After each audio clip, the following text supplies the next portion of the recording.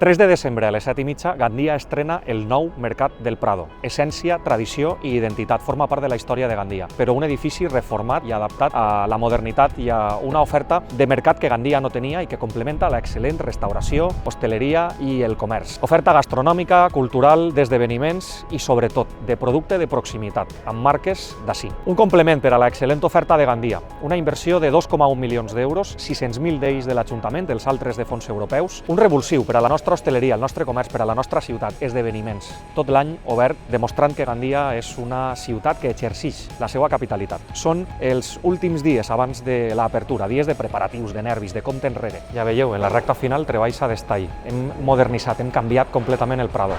Eficiència energètica, climatització, nous banys, espais com esta plaça per a disfrutar de l'oferta i de la varietat. Jo no desvele més perquè ho heu de comprovar el dia de la seva inauguració, però ha quedat espectacular.